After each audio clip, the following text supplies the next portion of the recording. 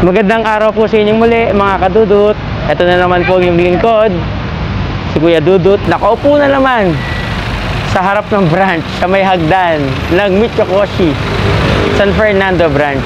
So, may mag-release po kasi ng motor, Icon 110. So, pinuntahan ko para pakita sa inyo paano ba nilang ina-activate yung mga scooter type. Kung kaparehas ba nung underbone na Rapido o magkaiba sila. Tapos may nagtanong din sa akin, may ano na daw ba yun? May langis. Opo, actually may mga langis na po yan. Ang wala lang po niya mga motor na yan, battery, gas, accessories, yan lang po. Pero langis po sa engine, meron na po yan. So, antayin lang natin dumating yung customer, and then i-video po natin yung unit, paano nila activate. Tapos, nag-test drive din ako, sinubukan ko nag-test drive. Susubukan ko din palang i-test drive ka ako, nag-test drive ako.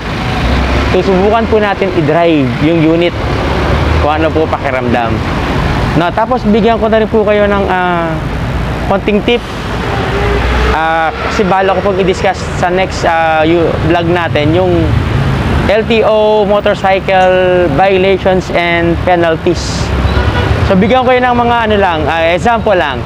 So halimbawa, driving without license, yung penalty po yon. Hindi, violation po yon. Ang penalty po niya ay 3,000 pesos. Ngayon, pagka reckless driving po, may mga offenses po kasi yan eh. Pagka reckless driving po, ang first offense po niya is 2,000. Ang second offense po ay 3,000. Ang subsequent po, yung susunod na offense ay nasa 10,000 na. No, susunod na violation yung driving unregistered motorcycle vehicle. So, isa sa mga pinakamalupit. Ang penalties po noon is nasa 10,000 pesos. Diba? Ang bangis. Ngayon, pag nag-modify po kayo ng mga motor, yung tinatawag natin ang unauthorized modification, ang magiging penalties po niyan ay 5,000. So, sample lang po yan dun sa mga motorcycle violation and penalties ngayon 2022, yung updated po ng LTO. Sa next content po natin, pag-uusapan po natin yan. Pero ngayon, check muna po natin yung Icon 110 na avail na ng customer na CI, activate. Tulong tayo sa pag-activate. Try natin mag-activate kasi pagka kailangan natin tulong natin, tinutulungan nila ako. So, magmamagaling muna tayo ngayon, no? Try natin mag-activate. Tulungan natin si Sir Brexter kasi wala si Sir Carlo. Ngayon, kung tama, okay, sa kanya kung mali, tutulungan niya tayo, no? Tara, pakialaman natin yung motor. Activate natin. Tayo na, mga kadudut.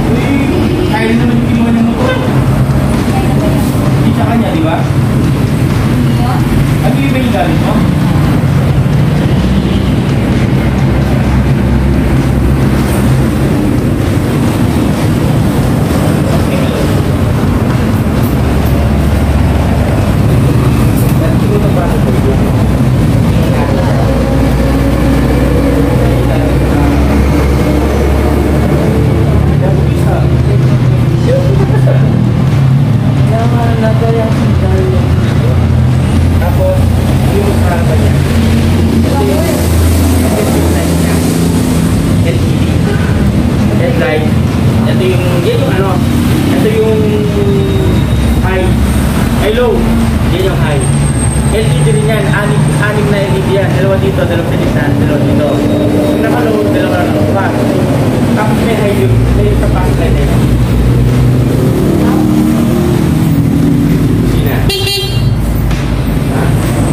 Mas mabagus yung ano niya, panel board niya. Pag nag-signal light ka naman, tapos nandito sa baba, ito. Tapos sa bila. Yun yung daylight na.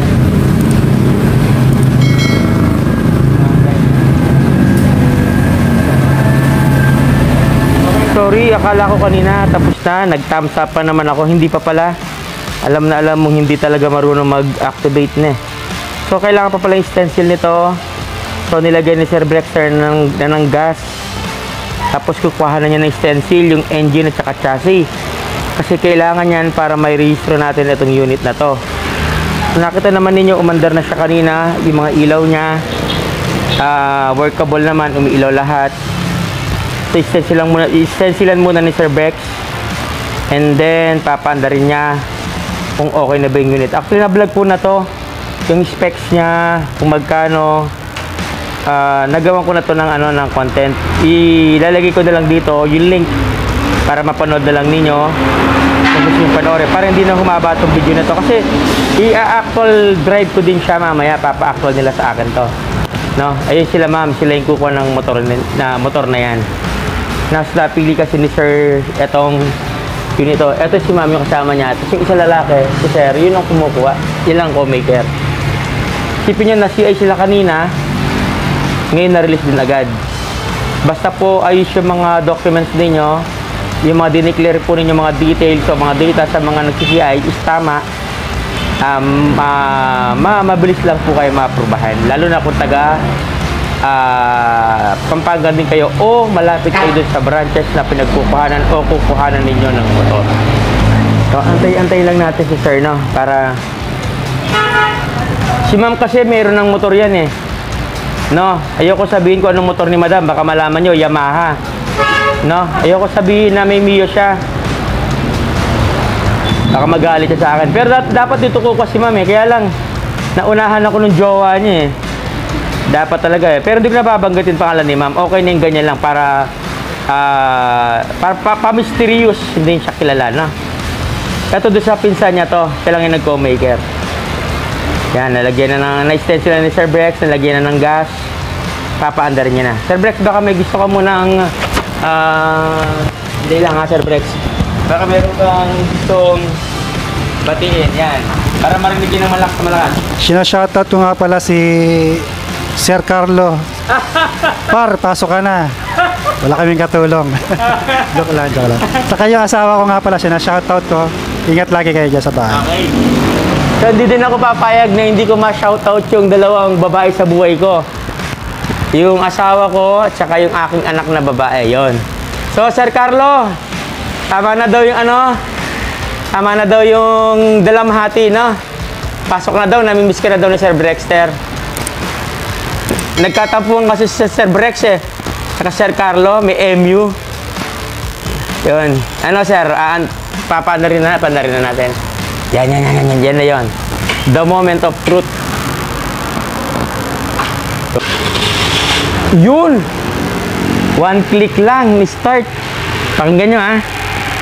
Kala nyo hindi umaandar ha. O, yan o. Tahimik lang pero umaandar siya. Yan o. Papigay yung preno, Sir Brex. Sir Brex, pigay yung preno niya. Preno, o, diba? O. Eh, preno to. Eh, yung... Sige nga, Sir Brex, hindihan mo nga yung ano, yung pinaka ilaw niya, dim light lang. Yun, iba pala yun. Pag dilito yun, dim light. Pagka naka-stoplight yung gitna. Okay? Nice. Sige na nga, sabihin ko na nga magkano price ng unit ito. Baka tanong na naman sa akin ulit, Sir, magkano yan? Ito yan ha. Hinawakan ko na talaga, no? Icon 110, 58,900. 3 years po niya, 3,020. Pagka 30 months, 3,379. Nanginginig po yung kamay ko kasi umaandar po yung motor eh. Pagka 24 months po, 3,918. 18 months, 4,816. 1 year, 6,612. 6 months, 11,999. Actually, kung i-check nyo po yung iba mga scooter type o scooter motor sa ibang brandis, ibang branch, mura na po to. Mura na to, promise. Tapos hindi naman siya naiiba o hindi siya nalalayo sa ibang scooter. Yung forma niya, yung itsura, yung lakas, mamaya natin mararamdaman yan. I-drive test natin, hindi pwedeng hindi, no? Mura na. Tapos baka magulat kayo, sabihin nyo, bakit sir, pinost mo 58,900 lang. Alam niyo po ba yung mga motor po ngayon, napakabilis mag-mark up.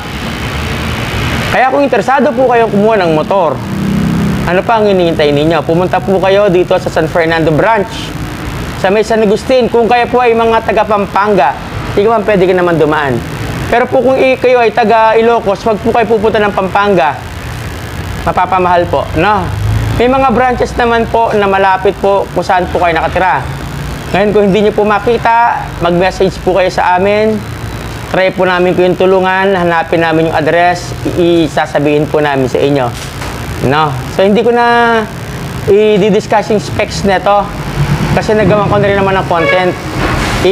Ano ko na lang, ipapakita ko na lang sa screen yung link para click nyo na lang and then mapanood ninyo, no? Pero antay-antay lang natin may-ari kasi iti-test drive yan eh. Pero angas, tignan nyo ha. Signal light. Tapos tignan nyo, naka-mugs. Tubeless. Disc brake. Ano pa ba? Yan yung panel board nya. Nakailaw. May USB charger siya. Tapos meron siya mga parang ano dito, parang mini basket na pwede lagyan ng cellphone. Yun, siya rin sa Brexter, hindi ko makita yung compartment.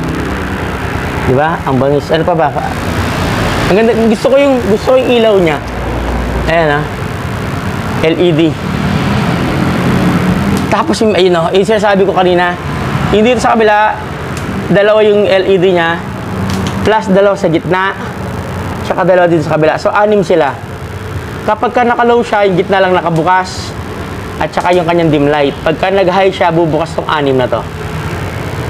So, okay naman. Kaya lang, hindi rin natin masasabi kung malakas o matibay yung unit ito. Kasi, bago pa lang, hindi pa naman natin talaga natetest drive ng matagal. Siguro, after ng ilang buwan, yung mga kumuha ng unit ito, try natin balikan. Magtanong tayo sa kanila, ano ang feedback nila sa kanilang Icon 110 motor na ginagamit, no? So, siyempre, bias naman pag sinabi ko malakas to, matibay to, wala mo nang ganun kasi hindi pa naman natin siya natatry. So, try lang naman natin ngayon yung kanyang torque o yung RPM niya pagka piniga natin yung silindor niya kung sumasabay ba o hindi.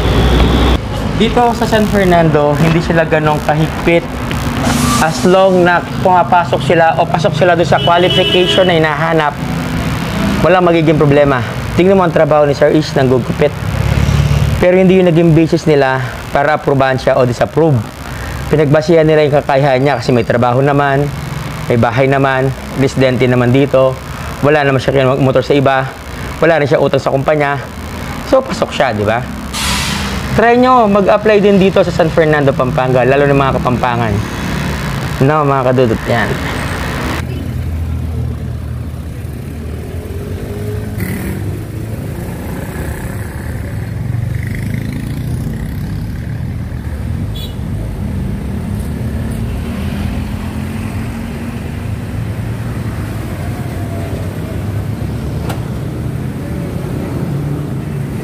So sila si Sir tsaka si Ma'am na kumuha ng motor. Yun nga, si Sir yung sini ay kanina na-aprobahan naman agad. So may tanong lang ako sa kanila.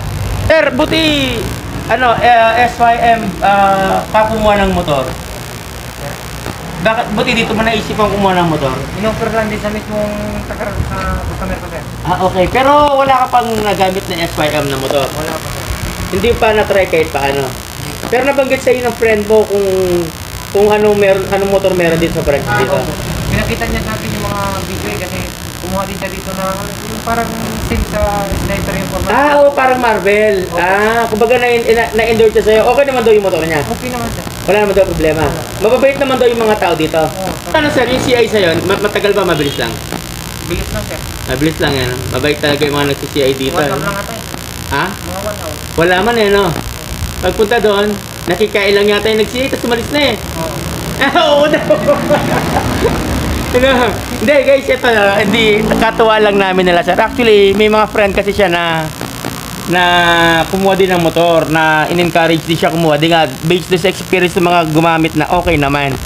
So yun, encourage siya na kumuha dito. Hindi naman siya nahirapan dahil nga gawa ng taga rito naman siya, kompleto naman yung requirements niya. No, sir, salamat, no. Salamat sa pagkuha ng motor dito sa branch nila sa SYM. Sana marami pa yung kumuha na kagaya mo. At least mararanasan, ma-experience din nila yung paano yung kumuha ng motor dito, no. Thank you, no. Thank you, ma'am. Thank you din, no.